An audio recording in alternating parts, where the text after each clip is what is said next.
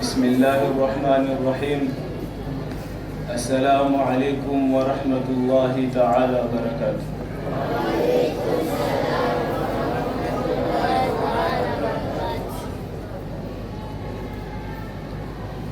ويح قوم جفوا نبيا بأرض ألفته ضبابها والظباء، وجفوه وحن جذع إليه وقلوه ووده الغرباء.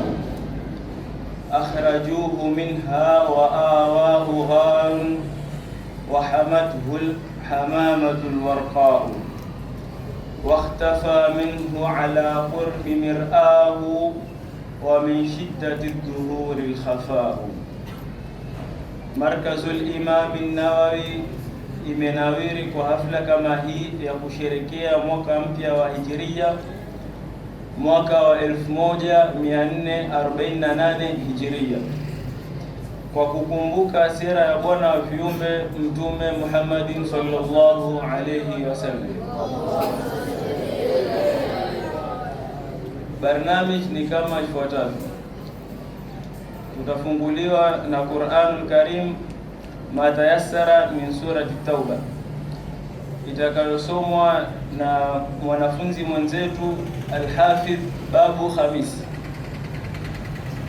Kisha itafuatwa na muhadhara kuhusu mazingatio na mipangilio ya hijra ya Mtume Muhammadin sallallahu alayhi wasallam,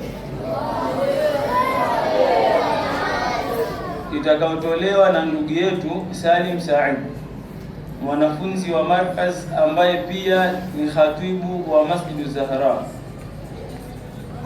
Kisha atakuja shekhu wetu Ustadh Ilyas Ismail ili azidi kutupa faida na kukamilisha palipopungua. Faliyatafadhalu mashkurina maajurin. Shukran sana, karibuni.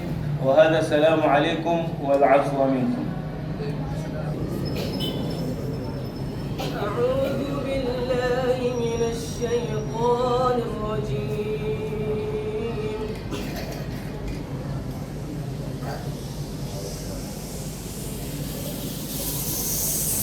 إلا تنفروا نعذبكم عذابا أليما، ويستبدل قوما غيركم ولا تضروه شيئا، والله على كل شيء قدير.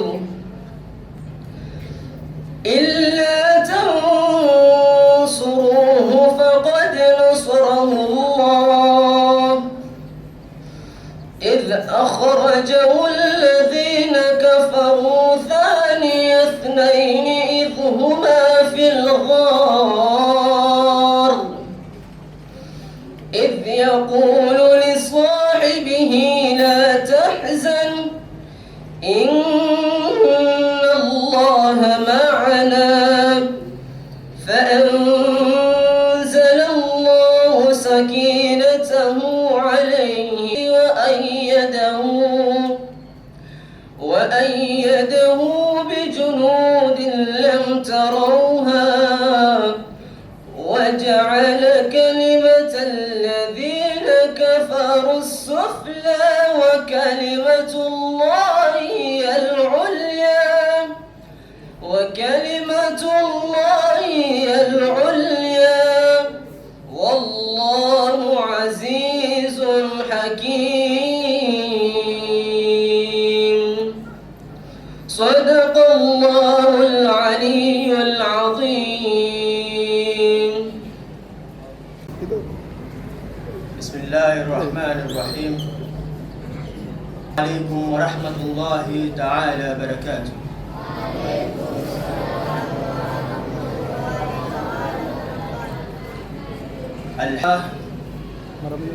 الحمد لله الذي يعطي المدد لأول وآخر من خير حد، ثم الصلاة والسلام كلما عادت بنا ذكرى كما نص الورد على النبي المصطفى وآله وصحبه وتابعه قد استمر. وبعد، فالهجرة في عصر الهدى لخير خلق الله أمر قد ورد، أخبارها منصوصة فيما أتى عن ربنا وفي الحديث بالسند. عنوان المحاضرة: عبر ودلالات من الهجرة النبوية عليه أفضل الصلاة والسلام. المطلع القرآني: بعد أعوذ بالله من الشيطان الرجيم: وإذ يمكر بك الذين كفروا ليثبتوك أو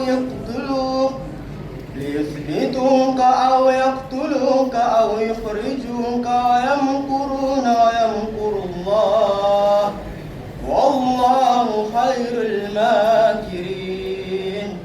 صدق الله العلي العظيم.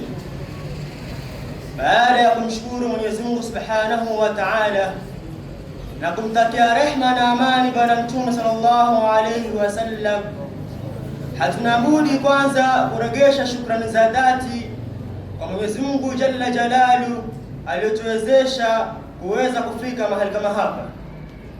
Vile vile ni sharafu kubwa kwa mwanafunzi kama mimi kuweza kupewa jukumu la kuweza kumzungumzia ama la kuweza kuzungumzia hijra ya Mtume sallallahu alaihi wasallam, mtukufu wa daraja, mbele ya mashehe zangu na walimu wangu kwenye ukumbi huno wa Ahli al-Kisa ndani ya Markaz Imam an-Nawawi.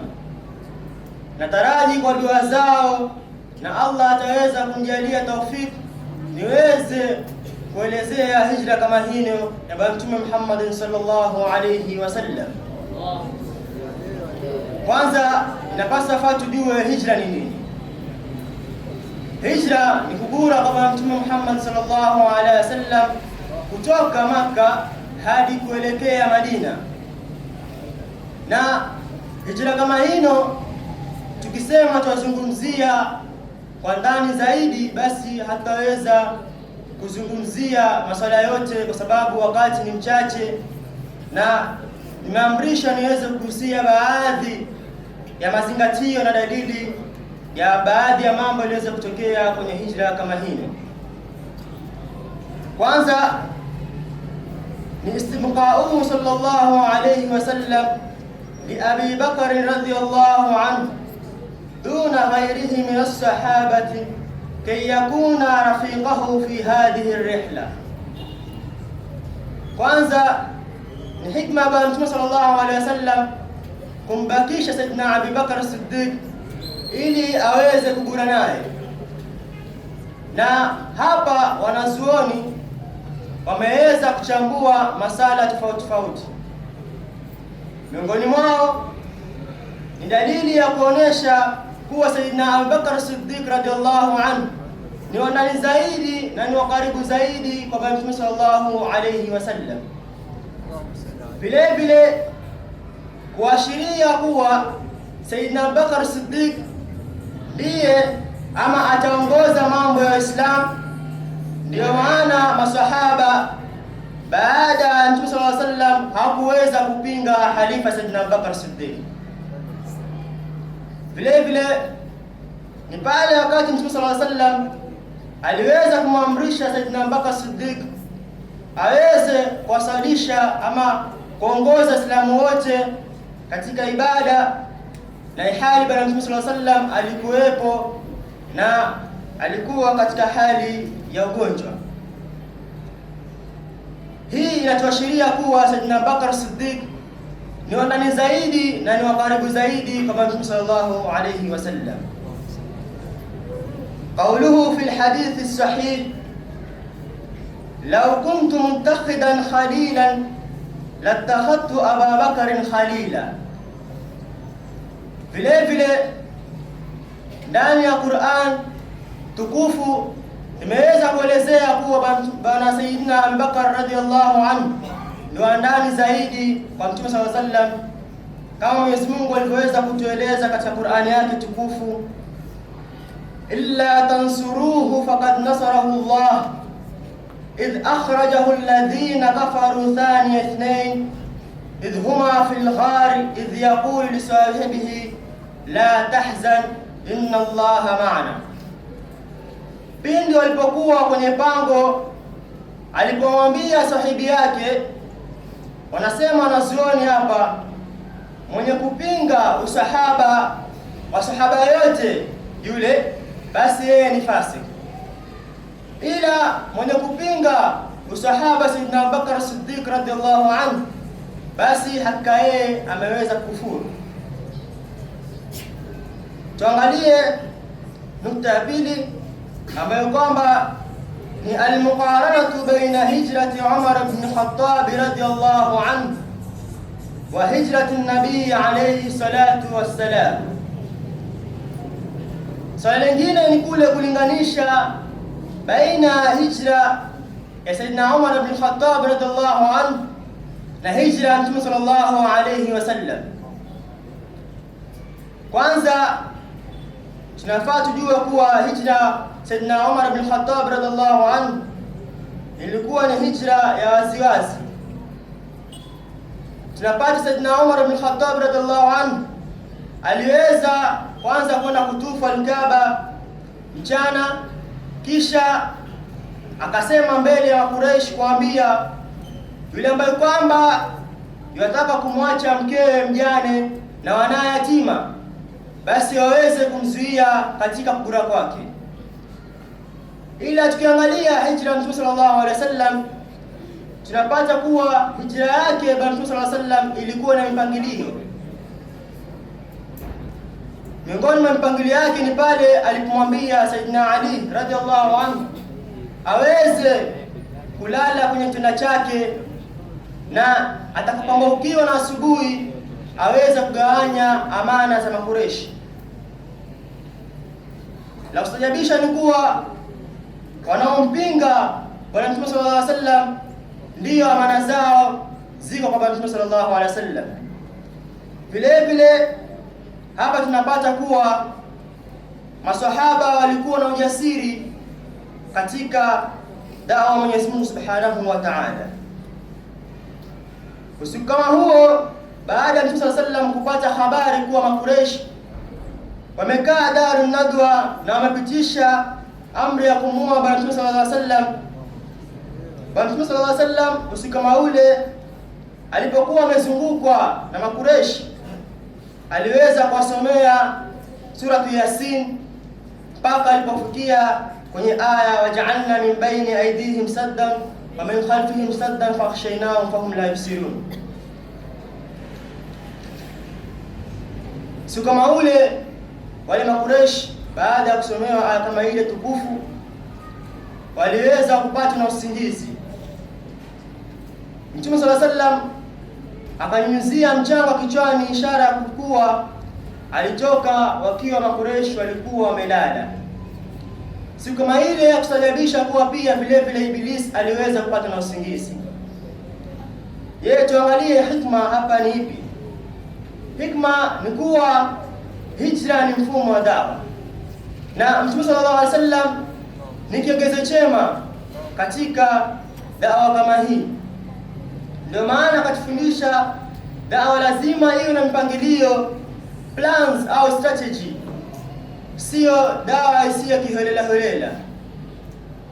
Tuangalie miongoni mwa mpangilio wa Mtume sallallahu alaihi wasallam katika hijra kama hiyo. Miongoni mwa mpango wa Mtume sallallahu alaihi wasallam ni kumbakisha Sayyidina Abubakar Siddiq ili aweze kugura naye. Pili ni kumbakisha Sayyidina Ali radhiallahu anhu ili aweze kuwachelewesha maadui katika kwenye safari ya Mtume sallallahu alaihi wasallam, yani tukiita kwa jina lingine delay tactics. Tatu ni pale wakati Sayyidina Abubakar Siddiq radhiallahu anhu alikuwa ashajua ipo siku Mtume sallallahu alaihi wasallam ataweza kugura, na akaandaa kipando cha hijra kama hino. Ila Mtume sallallahu alaihi wasallam anatufundisha kuwa aliweza kununua kipando kama kile ili tuweze kujua kuwa dawa kama hino inahitaji hali na mali. Vile vile kunao ama wako watu ambao kwamba waliweza kutumika kwenye hijra kama hino. Miongoni mwao ni Sayyidina Abu Bakr as-Siddiq na Sayyidina Ali radhiyallahu anhu. Vile vile tutampata Abdullah bin Ruwayqid. Huyu kazi yake kuu ni kuonyesha njia ili wasiweze kutumia njia ambayo kwamba wataweza kuonekana na Makureish ambao kwamba walikuwa wakimfuatilia Mtume sallallahu alaihi wasallam. Miongoni mwao vile vile tukapata kuwa ni Amr bin Fukhair ambaye kwamba alikuwa ni mfanyikazi wa Sayyidina Abu Bakr as-Siddiq radhiyallahu anhu. Pia miongoni ambao kwamba walitumika katika safari kama hii ya hijra ni kijana ama mtoto wake wa Sayyidina Abu Bakr as-Siddiq radhiyallahu anhu, ambaye kwamba kazi yake kuu ilikuwa ni kufuta zile athari ya miguu ambazo kwamba ziweza kujulisha kuwa Mtume sallallahu alaihi wasallam na rafiki yake kipekee wameelekea mahali fulani. Vile vile habari yake pia yeye alikuwa ni kuweza kuleta habari kwa Mtume sallallahu alaihi wasallam, yani upelelezi, tukiita kwa jina la Kiingereza DCI. Miongoni mwao tutapata waliweza kutumika katika safari kama hii ya hijra ni Asma binti Abi Bakr, ambaye kwamba alikuwa mtoto wake pia Sayyidina Abu Bakr as-Siddiq radhiyallahu anhu.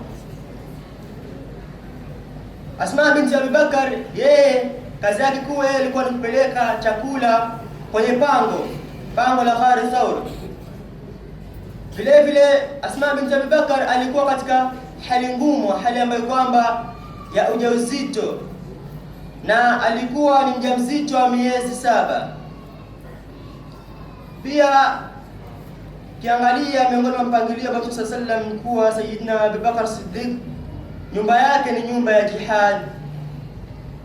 Insha Allah hapa nilipofikia naomba ruhusa ya kukoma na watakuja mashehe zangu kueleza hijra kama hino kwa undani zaidi na kueleza kwa njia iliyo bora zaidi. Ila nikimalizia, aliyegura ni muhajiri, na hijra baada ya fathi Makkah hakuna hijra nyingine, lakini nafasi ya hijra iliyobakia ni moja tu kwa hadithi iliyokuja haithu qala Nabii sallallahu alayhi wasallam, almuslim man salima almuslimuna min lisanihi wa yadihi walmuhajiru man hajara ma naha Allahu anhu. Ni kuwa Muislamu yule ambaye kwamba alisalimika kutokamana na ulimi wake na mkono wake, na muhajiri yule ambaye kwamba aliweza kugura na kutokamana na makatazo ya Mwenyezi Mungu Subhanahu wa Ta'ala. Tuliweza kutumia ni kutokamana na kitabu cha fiqh sira Sayyid Shahid Imam Muhammad Ramadan al-Buti nawara Allahu qabrahu. Wa ila huna insha Allah, kama nitakuwa nimeweza kukosea, basi mimi bado ni mwanafunzi na nataraji mengi kutoka kwa mashaikh zangu, na ikiwa bado nimepata, basi niko taufika Mwenyezi Mungu Subhanahu wa Ta'ala. Wa ila huna, assalamu alaykum wa rahmatullahi ta'ala wa barakatuh.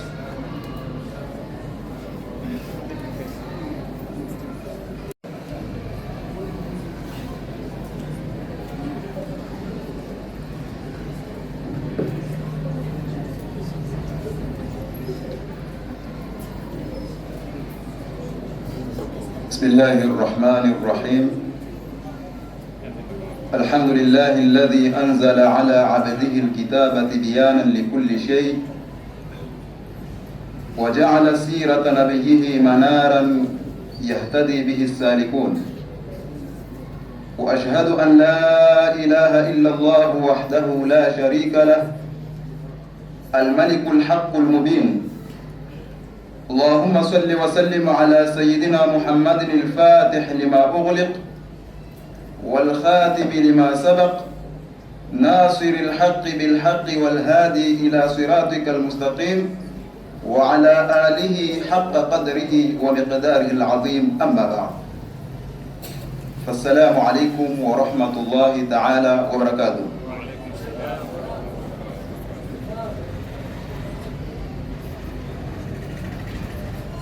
baada ya kusikia tuliyasikia kutoka kwa At-Talib An-Najib katika baadhi ya ibar na dalalat zinazopatikana katika hijra ya Bwana Mtume Muhammad sallallahu alaihi wa alihi wasallama, tukiwa bado tunaendelea kudondoa baadhi ya ibar na dalalati hizi ambazo kwamba zinapatikaniwa katika hijra ya bwana mkubwa kama huyu Bwana Mtume Muhammad sallallahu alaihi wa alihi wasallama.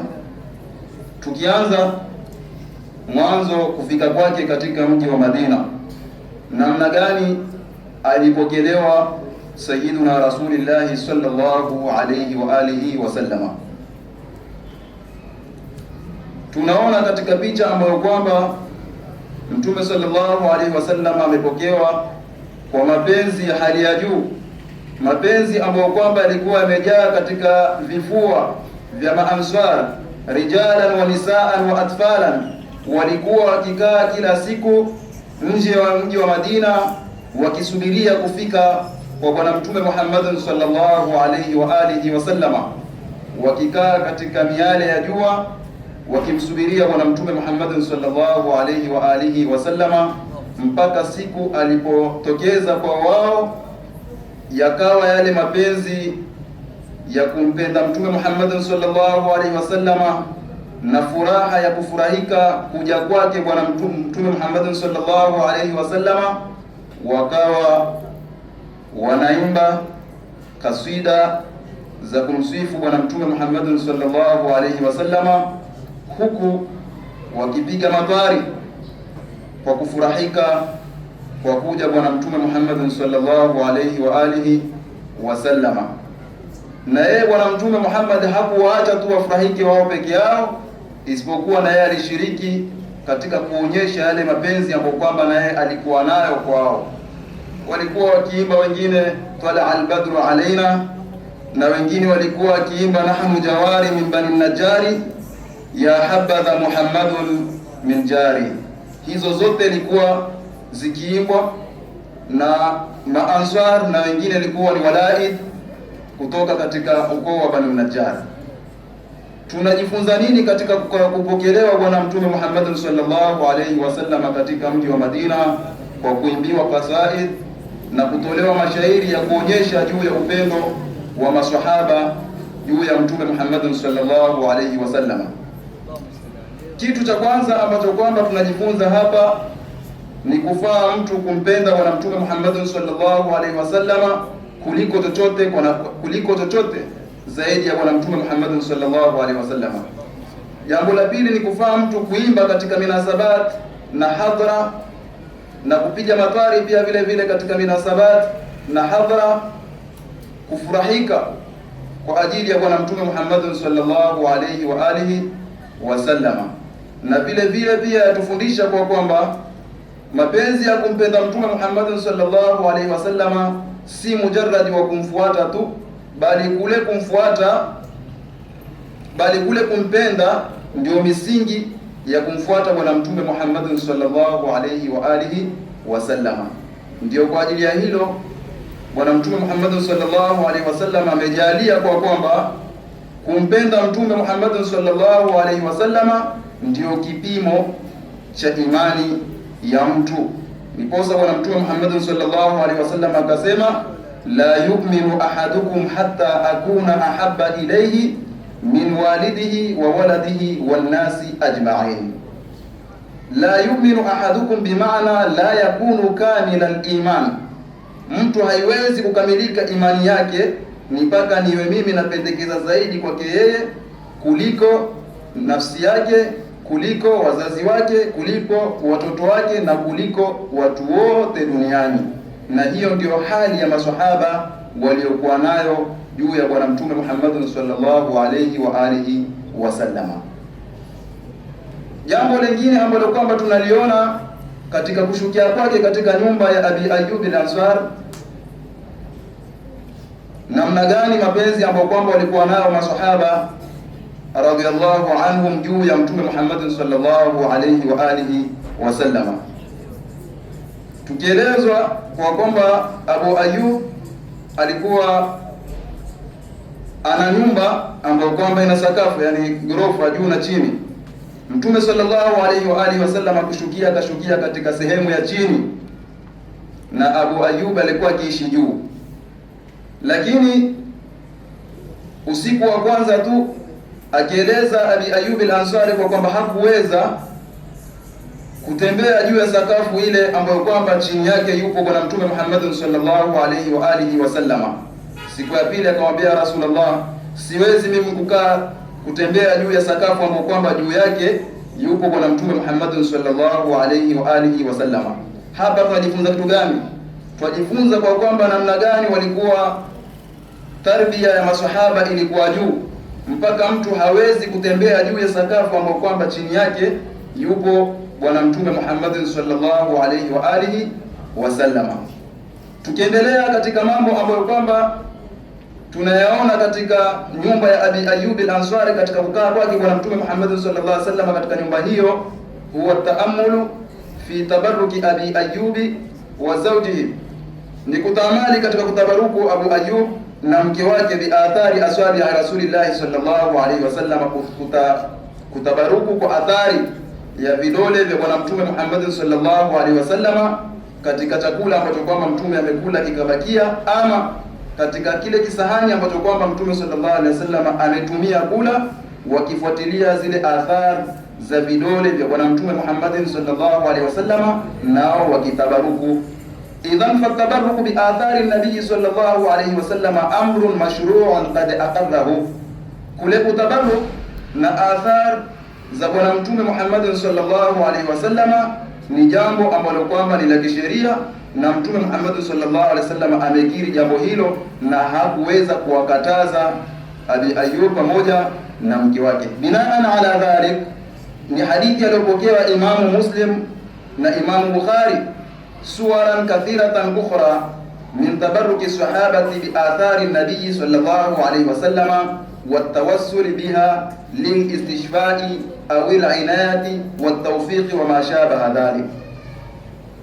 Katika sura nyingine ama picha zingine ambazo kama tunaziona katika kutabaruku kwa maswahaba kwa athari za bwana Mtume Muhammad sallallahu alaihi wasallam, na kutawasali na athari za bwana Mtume Muhammad sallallahu alaihi wasallam lilistishfai, kwa ajili ya kutaka pozo, au inayati, ama mtu kutaka msaada, wa tawfiki, na kutaka kuwafikiwa katika jambo, wa masha bahadhalika, na mengineo ambapo kwamba yanafanana na hayo. Hapa tunapata dalili na ibar kwa kwamba yafaa mtu kutawassal kwa jaha ya bwana Mtume Muhammad sallallahu alaihi wasallama, kwa sababu ikiwa tumeona kutawasali kwa athari za bwana Mtume Muhammad sallallahu alaihi wasallama, basi vipi itakuwa kutawasali kwa jaha ya bwana Mtume Muhammad sallallahu alaihi wasallama? Kutawassal mathalan bimanzilatihi inda Allah azza wa jalla, wa kaifa bitawassul bikaunihi rahmatan lil alamin. Ikiwa mtu kutawasali tu na athari za Mtume Muhammad sallallahu alaihi wasallama ni jambo ambalo kwamba ni jaiz, basi bila shaka kutawassal pia na jaha ya bwana Mtume Muhammad sallallahu alaihi wasallama, na vile vile kutawassal na mtume kwa kwamba yeye ni rahma lil alamina, bila shaka wala raib, ni kwa kwamba ni jambo ambalo kwamba lafaa. Na katika mambo ambayo kwamba tunayaona katika hijra ya bwana Mtume Muhammad sallallahu alaihi wa alihi wasallama ni mada ahmiyati almasjid fi almujtama'i alislami wa dawlati alislamiyyah, ni upeo wa umuhimu wa misikiti katika mujtama wa Waislamu na dola za Kiislamu. Mtume sallallahu alaihi wa alihi wasallam alipofika katika mji wa Madina, katika mambo ambayo kwamba aliyafanya mwanzo, ametafuta ardhi ya kujenga msikiti. Kwa sababu gani? Kuonyesha ule umuhimu ambao kwamba unapatikaniwa katika misikiti. Na miongoni mwao mafawaidi ambazo kwamba zinapatikana ni hukmu taamul, ni hukmu ya kuamiliana maa man lam yablughu sinna rushdi, kuamiliana na watu ambao kwamba hawajasikilia umri wa kubalighi, min al-atfali wal aitam, kutokamana na watoto na mayatima. Kwa sababu Tumetangulia kueleza kwamba Mtume sallallahu alaihi wasallam alipofika katika mji wa Madina, katika mambo ambayo kwamba ameyafanya ya mwanzo kabisa ni kutafuta ardhi ya kujengwa msikiti, na hiyo ardhi ambayo kwamba tunasema Mtume Muhammad sallallahu alaihi wasallam alinunua ni kwa kwamba amenunua katika vijana ambao kwamba ni wadogo, hawajafikia umri wa kuweza kujimiliki wenyewe, lakini Rasulullah sallallahu alaihi wasallam akaweza kuzungumza nao biashara na wakaweza kumuuzia ardhi kama ile. Hapa tunapata kujifunza kwa kwamba yafaa mtu kufanya biashara na vijana ambao kwamba bado hawajafikia umri wa utu uzima. Kwa haya machache tutakoma. Muombe Mwenyezi Mungu atujalie minal ladhina yastami'una alqawla fayattabi'una ahsana. Assalamu alaykum wa rahmatullahi wa barakatuh. ويحقوا من